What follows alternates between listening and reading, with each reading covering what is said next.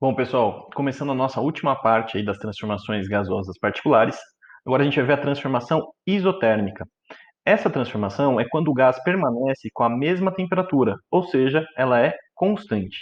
Eu trouxe aqui dois estados, o inicial, quando a gente começa o processo, e o final.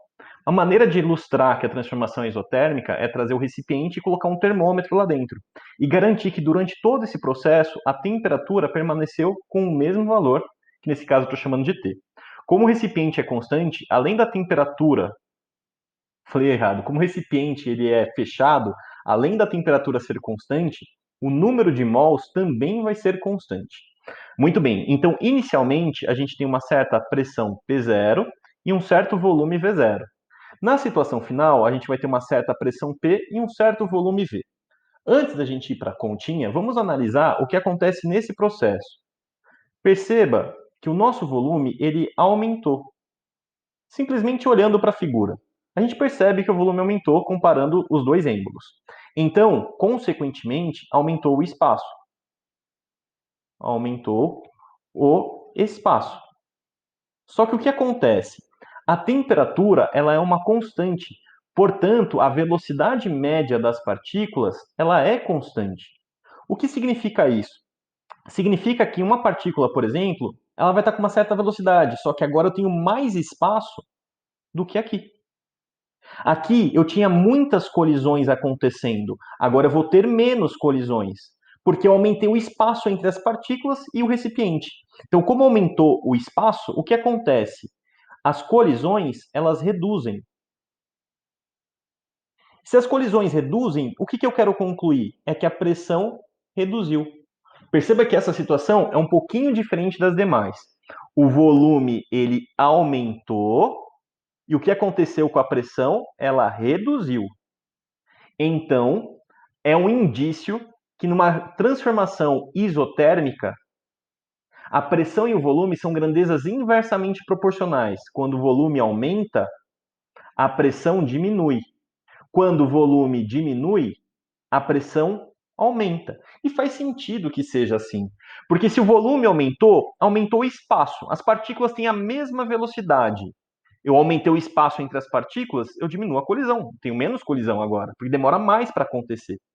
E se fosse o caso contrário, se eu reduzo o volume, ficam mais próximas, aumenta as colisões.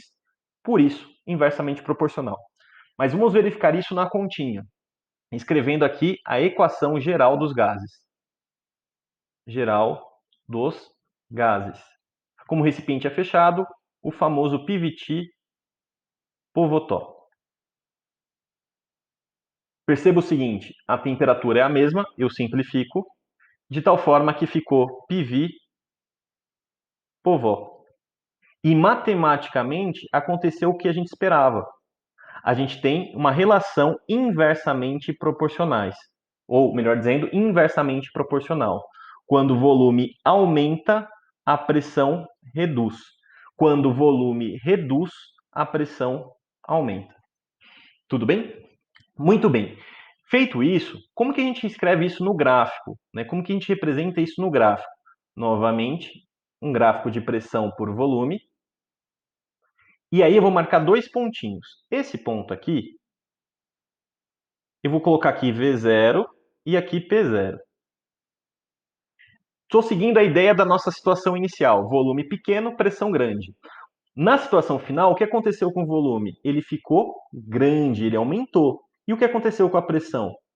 Ora, se o volume aumenta, a pressão reduz.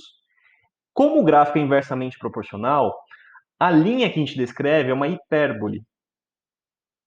E ela é dessa forma.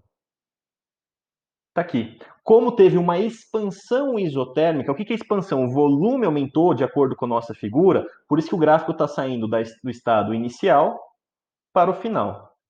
E aí o volume reduziu, falei errado, o volume aumentou e a pressão reduziu. Poderia ter sido ao contrário? Poderia. A gente pode sair de um volume grande para um volume pequeno, mas só mudaria a seta de lugar, a orientação da seta, beleza? Uma outra coisa muito importante, que no gráfico de P por V não aparece a temperatura. Essa linha aqui, que indica a nossa querida isotérmica, a gente pode falar que todos os pontos que pertencem a essa curva o gás apresenta a mesma temperatura T. E tem um detalhe muito legal nas isotérmicas. A gente pode pegar o gás e construir uma outra isotérmica aqui. E assim por diante. A gente pode construir, estudar o gás em outra situação e construir várias isotérmicas. Significa que cada uma delas vai ter uma nova temperatura. Aqui T1, aqui T2. Ficou muito poluído? Eu vou apagar e vou escrever de vermelho. Aqui, ó, temperatura T1 e temperatura T2. Uma coisa que eu chamo a atenção para vocês é o seguinte: o fato de ter várias isotérmicas aqui tem um detalhe. Qual delas tem a maior? Qual é a isotérmica que apresenta a maior temperatura? Aquela que estiver mais afastada do eixo, desse pontinho aqui. Ah, professor, está dizendo para mim que T2, essa isotérmica, tem a maior temperatura? Sim. Depois vem T1 e, por fim, o T. Se eu tiver uma isotérmica mais para dentro, por exemplo, aqui, significa que essa isotérmica aqui, que eu vou chamar de T0, por exemplo, T0 não, vamos chamar de T', ela tem a menor temperatura dessas isotérmicas que eu passei, porque ela está mais próxima do eixo. Uma maneira de você entender que faz sentido, isso, quando a gente tem uma transformação isobárica, por exemplo, ela faz isso, ó. Ela sai desse estado e vai para esse estado aqui, vou chamar esse estado de B. O que aconteceu? O volume ele aumentou, concorda? Se o volume aumenta numa transformação isobárica, o que acontece com a temperatura?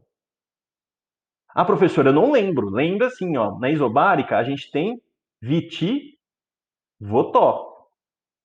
O que aconteceu com o volume? Ah, ele aumentou. O que acontece com a temperatura? Aumentou. Perceba que conforme você vai aumentando o volume, você vai atingindo novas isotérmicas, né, com novas curvas, você vai atingindo temperaturas cada vez maiores. Então, fechando para vocês, a isotérmica que o exercício nos dá, a que tiver mais distante, tem a maior temperatura. Tudo bem? E aí a gente fecha essa parte aí das transformações às particulares. Tá bom? Bons estudos, pessoal!